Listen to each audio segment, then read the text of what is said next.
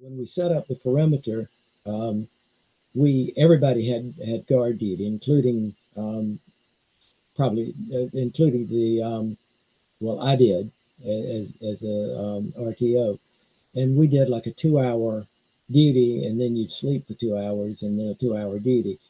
And by the wee hours of the morning, I had my last time on guard duty was probably, I don't know, something like 2 to 4 maybe, or something like that. And I was totally exhausted. And of course, we didn't have tents, we didn't have sleeping bags, we didn't have ground cloths. You just lay down on the ground and try to go to sleep. And if the mosquitoes, would allow you, um, and I was in a deep sleep. And I, daylight came, and I sat up and opened my eyes, and I looked around, and probably, I don't know, maybe 20 feet or so away from me, there were two dead DC. And I'm like, what? Well, I found out they had been shot on the other side of the perimeter sometime during that time after I got off my last shift, but I didn't hear it, and I had no idea, and so they were dragged in there. I don't think I ever slept that soundly again when I was out there. Yeah, it was a level of exhaustion that most of us don't experience. I mean, we pretty much moved every day. We carried, 80 pounds on our back. We walked through the first month I was there, walking through water and swamps all the time. So it's more like over 100 pounds when you add that in.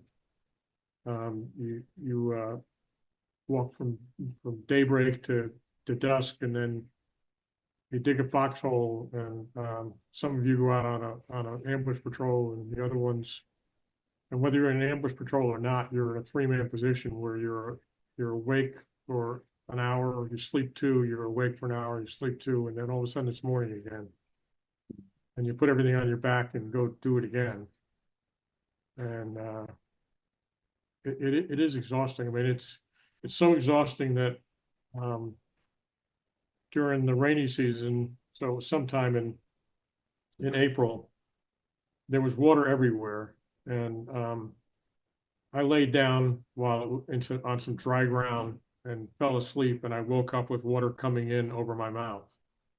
And just think about that. The rain was coming down, and it didn't wake me up. You don't have a tent, you don't have anything. I carried a towel to put over my face to keep the mosquitoes off. And you got to be pretty tired to not wake up until you start drowning.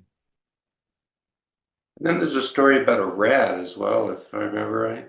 Yeah, yeah. One time I woke up. It was a drier period, and we were somewhere.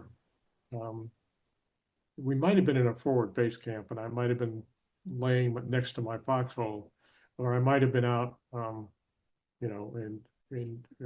set up as part of a platoon.